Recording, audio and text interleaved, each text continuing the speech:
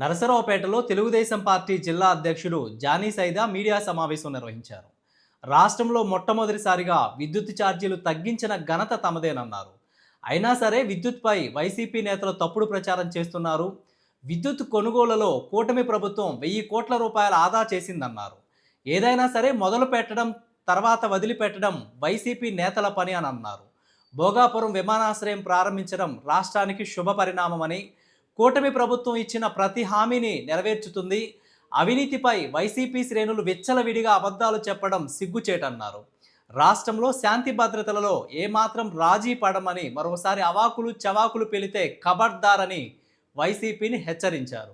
రాష్ట్రంలో మొట్టమొదటిసారిగా నా ఊహ తెలిసిన తర్వాత, మీ అందరికీ ఊహ తెలిసిన తర్వాత విద్యుత్ ఛార్జీలు పెరగడం తీసేసి తగ్గించడం అనేది ఈ కూటమి ప్రభుత్వంలో మనం అందరం చూసాం. అయినా కానీ ప్రతిపక్ష పార్టీ వాళ్ళు ఏదో మా హయాంలో అలా చేసాం ఇలా చేసామని ప్రగల్భాలు పలుకుతున్నారు. రాష్ట్రంలో ప్రజలకు విద్యుత్ ఛార్జీల భారం తగ్గించి కూటమి ప్రభుత్వం ఆదుకుంటుంది. అయినా కానీ ఈ వైసీపీ వాళ్ళు, ప్రతిపక్ష పార్టీ వాళ్ళు ఏదేదో మేము చేసాం, మా టైంలో అలా చేసాం ఇలా చేసామని గొప్పలు చెప్పుకుంటున్నారు. ట్రూ అప్ ఛార్జీల భారాన్ని ప్రజలపై వేయకుండా సుమారుగా 4500 కోట్ల భారాన్ని రాష్ట్ర ప్రభుత్వం భరిస్తుంది. గత వైసీపీ ప్రభుత్వం ట్రూ అప్ ఛార్జీల పేరుతో 11 సార్లు సుమారుగా విద్యుత్ ఛార్జీలను పెంచింది. వినియోగదారులపై విపరీతమైన ఆర్థిక భారాన్ని మోపింది. సీఎం చంద్రబాబు గారి కూటమి అధినేత, మన గౌరవ ముఖ్యమంత్రులు చంద్రబాబు గారి ఆధ్వర్యంలో కూటమి ప్రభుత్వం విద్యుత్ ఛార్జీలను తగ్గించి దాదాపుగా కొనుగోళ్లలో 1000 కోట్లను ఆదా చేసింది. ట్రూ అప్ ఛార్జీల భారాన్ని తగ్గించడం చేతగాని ప్రభుత్వ వైసీపీ విమర్శల పట్ల ప్రజలు చీత్కరించుకుంటున్నారు. కానీ 11 సార్లు విద్యుత్ ఛార్జీలు పెంచిన వైసీపీ విద్యుత్ అంశాలపై మాట్లాడే కనీస నైతిక అర్హత వైసీపీ ప్రభుత్వానికి లేదని నేను ఈ మీడియా ముఖంగా తెలియజేసుకుంటున్నాను. ట్రూ అప్ ఛార్జీల భారాన్ని తగ్గిస్తూ కూటమి ప్రభుత్వం తీసుకున్న నిర్ణయాన్ని ప్రజలు స్వాగతిస్తూ కూటమి ప్రభుత్వం తీసుకున్న ఈ నిర్ణయాన్ని హర్షధ్వానాలతో ఏకాభిప్రాయంతో స్వాగతిస్తున్నారు. ఇవన్నీ కాకుండా నిన్న మొన్న చూసాం మనం భోగాపురం ఇంటర్నేషనల్ ఎయిర్పోర్ట్ విషయంలో.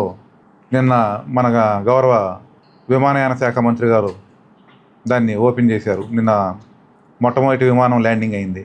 దాని మీద కూడా మనం అభివృద్ధి చేయడం, వాళ్ళు ఎక్కడో పడుకున్న వాళ్ళు పైకి లేచి వచ్చి ఆ టైంలో మేమే మొదలు పెట్టాము అని చెప్పడం, మొదలు పెట్టడం వరకే వాళ్ళ పని.